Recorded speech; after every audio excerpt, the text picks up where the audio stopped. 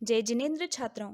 अध्याय 13 ध्वनि भाग 3। पिछले भाग में हमने जाना था कि ध्वनि को एक स्थान से दूसरे स्थान में संचरण करने के लिए किसी माध्यम जैसे ठोस, द्रव या गैस की आवश्यकता होती है। ध्वनि निर्वात यानी वैक्यूम में संचरण नहीं करती है। मानव कर्ण की संरचना कैसी होती है? हमने जाना था कि कर्णपटह की क्रियाविधि कैसी है, ध्वनियाँ श्रव्य व अश्रव्य कैसे होती है, साथ ही सुखद ध्वनि संगीत व अप्रिय ध्वनि शोर कहलाती है। इस भाग में हम जानेंगे कि ध्वनि के कंपन के गुण क्या क्या है, जैसे आयाम यानी एम्पलीट्यूड, आवृत्ति यानी फ्रीक्वेंसी और आवर्तकाल यानी टाइम पीरियड क्या है। ध्वनि भिन्न भिन्न क्यों होती है, अर्थात ध्वनि को प्रभावित करने वाले कारक कौन कौन से हैं, जैसे प्रबलता यानी लाउडनेस और तारत्व यानी पिच क्या कहलाते हैं। साथ ही हम जानेंगे कि ध्वनि प्रदूषण क्या है, इससे क्या हानि होती है व इसे सीमित करने के उपाय क्या हैं। बच्चों, ऐसा आपने कई बार किया होगा।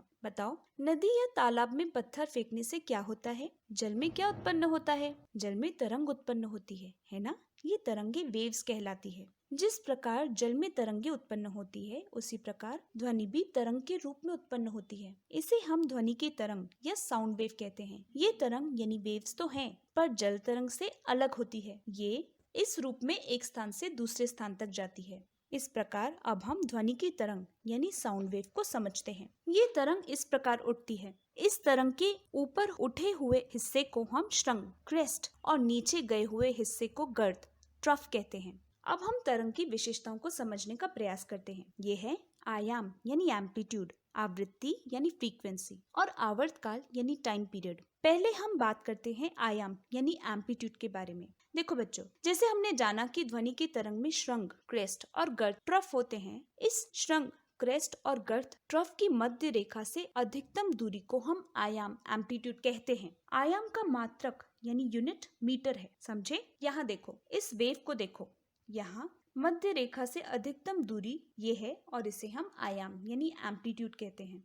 उदाहरण के लिए देखो, जब समुद्र में लहरें उठती हैं तो समुद्र तल यानी सी लेवल से लहरों की जो अधिकतम ऊंचाई हुई वो उस समुद्री लहरी की आयाम यानी एम्पलीट्यूड कहलाती है। इसी प्रकार यहाँ भी ध्वनि की तरंग की मध्य रेखा से अधिकतम दूरी को हम आयाम कहते हैं, समझे? किसी ध्वनि का आयाम यानी एम्पलीट्यूड कितना है, ये हम कैसे जानेंगे? चलो इस क्रियाकलाप के द्वारा समझते हैं।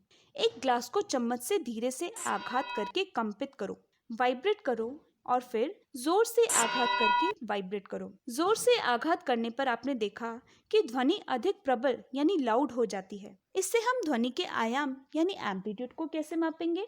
आप ग्लास के किनारे एक छोटी सी थर्मोकोल की गेंद को लटका दो। अब ग्लास को चम्मच से दोबारा धीरे से आघात करो। आघात करते ही थर्मोकोल की गेंद विस्थापित होती है यानी डिस्प्लेस होती है। आप इस विस्थापन को ध्यान से देखो, कितनी दूर विस्थापित हुई। अब ऐसा करो, फिर से चम्मच से ग्लास को जोर से मारो।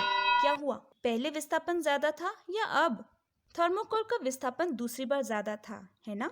तो गेंद का या थर्मोकोल जो विस्थापन कर रहा है वह उस वस्तु के आयाम की माप है। अर्थात यहाँ थर्मोकोल का विस्थापन ग्लास के कंपन के आयाम की माप को बताता है। समझ आया क्या? यानी जितनी दूर ये थर्मोकोल वहां से गई उतना ही उस ग्लास का एम्पलीट्यूड है, समझे? अब ध्वनि कितनी प्रबल या लाउड है ये उसके आयाम पर निर्भर करती है। ध्यान से सुनो जो मैं कह रही हूँ। ध्वनि कितनी प्रबल यानी लाउड है ये उसके आयाम यानी एम्पलीट्यूड पर निर्भर करता है। बिल्कुल आसान। अगर किसी वस्तु का एम्पलीट्यूड ज्यादा है तो ध्वनि भी अधिक प्रबल होगी, और यदि आयाम यानी एम्पलीट्यूड कम है तो ध्वनि भी कम प्रबल होगी, है ना? समझे इतना आप? सीधा है, आयाम कम तो प्रबलता कम, आयाम ज्यादा तो प्रबलता ज्यादा, समझे? अब हम बात करेंगे आवृत्ति यानी फ्रीक्वेंसी की। चलो अब जल्दी से अपनी पलकों को झपकाओ। 1 सेकंड में आपकी पलकें जितनी बार झपकी वह आपकी पलक झपकने की आवृत्ति हुई। कुछ समझा? देखो, यदि वह 1 सेकंड में 2 बार झपकी तो आपकी पलकों की आवृत्ति 2 हुई, है ना? और यदि 1 सेकंड में 4 बार झपकी तो आपकी पलकों की आवृत्ति कितनी हुई? 4, है ना? बिल्कुल सरल। तो अब हम समझेंगे ध्वनि की तरंग की आवृत्ति कितनी होती है ना? आपने कक्षा 7वीं में पेंडुलम में दोलन की गति देखी थी, याद है? 1 सेकंड में पेंडुलम ने कितने दोलन किए? जितने दोलन उस पेंडुलम ने 1 सेकंड में किए वह पेंडुलम की आवृत्ति यानी फ्रीक्वेंसी कहलाती है। याद आया? ऐसे ही यहाँ देखो, यहाँ वस्तु कंपन कर रही है। कंपन करते हुए वह गति करती है। वस्तु का इधर उधर होना कंपन है। यहीं पर वो जो गति कर रही है उस गति को हम दोलन भी कहते हैं। इस प्रकार 1 सेकंड में उस वस्तु ने कितनी बार दोलन किया वह उस वस्तु की आवृत्ति कहलाती है। कुछ समझा? चलो, इसे समझने का एक तरीका और है। किसी वस्तु से 1 सेकंड में कितनी तरंगे उत्पन्न हुई, उन तरंगों की संख्या उस वस्तु की आवृत्ति कहलाती है। क्या आपको समझा? 1 सेकंड में कितना दोलन हुआ वह उसकी आवृत्ति है। हम ऐसा भी कह सकते हैं कि 1 सेकंड में कितनी तरंगे उत्पन्न हुई वह उस वस्तु की आवृत्ति है। उदाहरण के लिए इस तरंग को देखो और बताओ 1 सेकंड में कुल कितनी तरंगे निकली। यहाँ 1 सेकंड में 3 तरंगे निकली, अर्थात इस कंपित वस्तु की आवृत्ति कितनी हुई? 3, है ना? अब आपको समझ आया ना? बच्चों, आवृत्ति को हम हर्ट्ज में मापते हैं। ये आपके लिए एक नया मात्रक है, ध्यान रखना। ध्वनि की जो आवृत्ति होती है, जो फ्रीक्वेंसी है, उसका यूनिट हर्ट्ज होता है, जिसे HZ से दर्शाते हैं। 1 सेकंड में एक दोलन या एक तरंग तो वस्तु की आवृत्ति हुई 1 हर्ट्ज। ऐसे ही 1 सेकंड में 4 दोलन या 4 तरंग तो आवृत्ति कितनी हुई? 4 हर्ट्ज, है ना? चलो, अब आप बताओ 1 सेकंड में 20 दोलन या 20 तरंगे ध्वनि की उत्पन्न हुई तो उस वस्तु की आवृत्ति कितनी होगी? 20 हर्ट्ज। समझे? आवृत्ति को न्यू से प्रदर्शित करते हैं। समझ आया? ये आपके लिए थोड़ा नया है, हम समझते हैं, पर कोशिश करना एम्पलीट्यूड, फ्रीक्वेंसी और टाइम पीरियड को समझने का, है ना?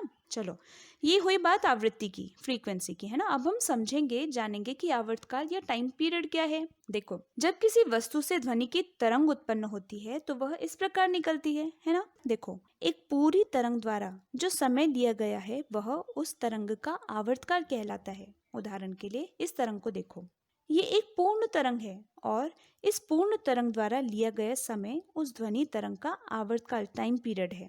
इस तरंग के एक श्रृंग यानी क्रेस्ट और गर्त, ट्रफ के पूर्ण होने के लिए लिया गया समय 2 सेकंड है। तो इस तरंग का आवर्तकाल कितना हुआ? 2 सेकंड, है ना? अगर इस तरंग के एक क्रेस्ट और ट्रफ के पूर्ण होने के लिए लिया गया समय 1 सेकंड है तो इस तरंग का आवर्तकाल क्या हुआ? 1 सेकंड। समझे? इसका SI मात्रक सेकंड है। बच्चों, आवृत्ति यानी फ्रीक्वेंसी और आवर्तकाल, टाइम पीरियड के बीच में एक संबंध भी है। ये ऐसा है, आवृत्ति यानी new is equal to 1/T यानी 1/ टाइम पीरियड, 1/ आवर्तकाल। समझे?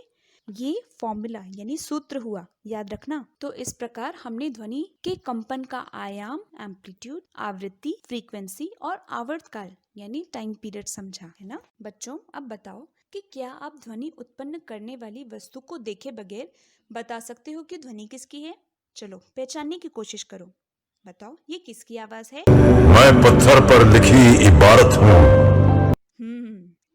और ये? बिल्कुल ठीक। और ये किसकी है? कुछ साल पहले कि जब मैं प्रधानमंत्री बनी। हाँ, और ये वाली? जब आपकी सत्ता थी वो मैं आपके साथ था। क्या बात है, आपने तो पहचान ली। यानी आप आवाज को पहचान सकते हैं। पर बताओ जरा, आप कैसे पहचान पाए कि ये आवाजें किनकी है? इससे एक बात तो पक्की है कि ध्वनियां भिन्न भिन्न प्रकार की होती हैं। सोचो, कौन से कारक इनको प्रभावित करते हैं? अगर आप ग्लास को चम्मच से धीरे से मारते हो या तेज से मारते हो तो आवाज अलग आएगी क्या? आप कहेंगे हाँ, अलग आएगी। एक ध्वनि कम प्रबल होगी और दूसरी अधिक प्रबल होगी, है ना? देखो, ग्लास को धीरे से मारने पर और जोर से मारने पर इस प्रकार की ध्वनि तरंग उत्पन्न हुई।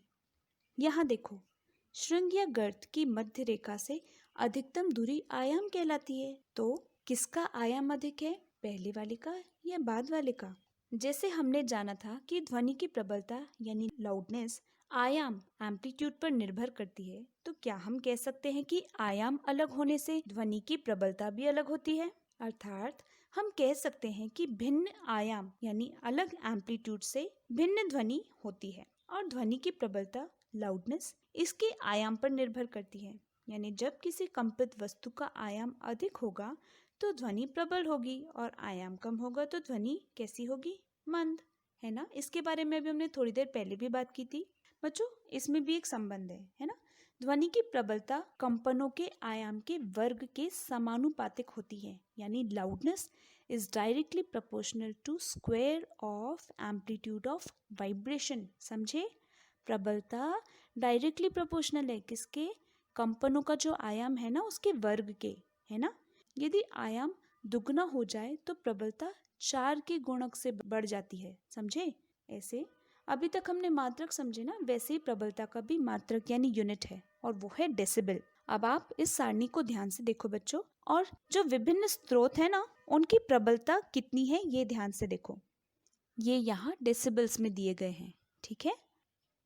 इस प्रकार ध्वनि को भिन्न करने वाला एक कारक हुआ आयाम, एम्पलीट्यूड। ऐसे ही ध्वनि को प्रभावित करने वाला अगला कारक है तारत्व यानी पिच। अब वह क्या होता है? देखो, यदि हम ढोल बजाते हैं तो इस प्रकार की ध्वनि तरंग उत्पन्न होती है। यदि हम सीटी बजाते हैं तो इस प्रकार की ध्वनि तरंग उत्पन्न होती है। अभी हमने थोड़ी देर पहले जाना था कि 1 सेकेंड में कितनी ध्वनि तरंग उत्पन्न होती है, वह उस वस्तु की आवृत्ति यानी फ्रीक्वेंसी कहलाती है ना। जरा दोनों तरंगों को देखो और बताओ कि किसकी आवृत्ति अधिक है। सीटी की आवृत्ति अधिक है ना, जबकि ढोल की आवृत्ति कम है। पर हम आवृत्ति की बात क्यों कर रहे हैं? हम आवृत्ति की बात कर रहे हैं क्योंकि आवृत्ति और तारत्व यानी पिच में संबंध है। आवृत्ति जिसे हम फ्रीक्वेंसी कहती है वह तारत्व यानी पिच को निर्धारित करती है। यह कैसे होता है? देखो, यदि कंपन की आवृत्ति अधिक है तो ध्वनि तीखी या तीक्ष्ण होती है, और आवृत्ति कम होती है तो तारत्व यानी पिच भी कम होता है। आपको कुछ समझ आया? बच्चों, महिला की आवृत्ति पुरुष की आवृत्ति से ज्यादा होती है, इसलिए महिला की आवाज तीखी होती है। समझे? और आपको पता है ऐसे ही बच्चों की आवाज की आवृत्ति तो बड़ों की आवाज की आवृत्ति से और ज्यादा होती है, तो बच्चों की आवाज कैसी होगी? हाँ, और ज्यादा तीखी होती है। देखो, यदि हम किसी ध्वनि में प्रबलता यानी लाउडनेस और तारत्व यानी पिच की तुलना करें तो क्या होता है, जरा देखते हैं। देखो, पक्षी का तारत्व पिच उच्च होता है और इसकी आवृत्ति कैसी होती है? अधिक होती है, तो ध्वनि कैसी होगी? दुर्बल, है ना। अब शेर की दहाड़ को देखो, इसका तारत्व मंद होता है, तो इसकी आवृत्ति कितनी होगी? तारत्व कम है, आवृत्ति कम है, पर ये अधिक प्रबल या लाउड होती है। इस प्रकार ध्वनि को भिन्न करने के कारक हैं आयाम और आवृत्ति। समझा? जहाँ प्रबलता आयाम पर निर्भर करती है और आवृत्ति तारत्व को निर्धारित करती है। आपको कुछ कुछ समझा होगा ना, है ना समझा हो तो प्रश्न करना, ठीक है। अब हम बात करेंगे ध्वनि प्रदूषण की। जब वातावरण में अत्यधिक या अवांछित ध्वनियां सुनाई देने लगती है तो उससे ध्वनि प्रदूषण उत्पन्न होता है। ध्वनि प्रदूषण के प्रमुख स्रोत हैं मोटर गाड़ी, पटाखे, मशीनें तथा लाउडस्पीकर आदि। अब आप बताइए कि घरों में कौन कौन से स्रोत हैं जिससे ध्वनि प्रदूषण उत्पन्न हो सकता है? सोचिए और बताइए। हाँ, बिल्कुल ठीक, टीवी, रेडियो, रसोई के कुछ उपकरण, कूलर, एसी आदि, ये सभी ध्वनि प्रदूषण उत्पन्न करते हैं। अच्छा बच्चों, ये बताओ, क्या आपको पता है कि ध्वनि प्रदूषण से हमें क्या क्या हानियां हो सकती है? आपने देखा होगा, लंबे समय तक ध्वनि प्रदूषण के संपर्क में रहने से अनेक स्वास्थ्य संबंधी समस्याएं होती है, जैसे कि अनिद्रा, चिंता, सिरदर्द, उच्च रक्तचाप आदि। यदि हम लगातार प्रबल ध्वनि के संपर्क में रहते हैं तो हमारी सुनने की क्षमता भी अस्थायी अथवा स्थायी रूप से कम हो सकती है। इसीलिए हमें ध्वनि प्रदूषण को कम करने के उपाय करना चाहिए। लेकिन हम क्या उपाय कर सकते हैं? आइए देखते हैं। शोर को नियंत्रित करने के लिए हमें उसके कारणों अथवा स्रोतों पर नियंत्रण करना चाहिए। लेकिन ये हम कैसे कर सकते हैं? चलिए जानते हैं। वायुयानों के इंजन में, यातायात वाहनों में, औद्योगिक मशीनों में रवशामक युक्तियां यानी साइलेंसर लगाने चाहिए। शोर उत्पन्न करने वाली क्रियाकलापों को प्रिय क्षेत्रों से दूर संचालित करना चाहिए। साथ ही शोर उत्पन्न करने वाले उद्योगों को क्षेत्रों से दूर स्थापित करना चाहिए। स्वचालित वाहनों के हॉर्न का प्रयोग कम से कम करना चाहिए। टेलीविजन तथा संगीत निकायों में ध्वनि की प्रबलता कम से कम रखना चाहिए। ध्वनि प्रदूषण को कम करने का सबसे अच्छा उपाय है कि हम सड़कों तथा भवनों के आसपास पेड़ लगाएं। इस प्रकार हमने सीखा श्रृंग, क्रेस्ट और गर्त ट्रफ की मध्य रेखा से अधिकतम दूरी को आयाम कहते हैं। ध्वनि की प्रबलता उसके आयाम पर निर्भर करती है। एक सेकंड में उत्पन्न तरंगों की संख्या को उस वस्तु की आवृत्ति यानी फ्रीक्वेंसी कहते हैं। एक पूर्ण तरंग द्वारा लिया गया समय उस तरंग का आवर्तकाल यानी टाइम पीरियड कहलाता है। कंपन की आवृत्ति अधिक तो तारत्व भी अधिक, अर्थात ध्वनि तीखी व तीक्ष्ण होती है, और यदि कंपन की आवृत्ति कम होती है तो तारत्व भी कम होता है। अत्यधिक या अवांछित ध्वनियाँ ध्वनि प्रदूषण कहलाती है। अब आप इस पाठ को ध्यानपूर्वक पढ़ें। जय जिनेंद्र।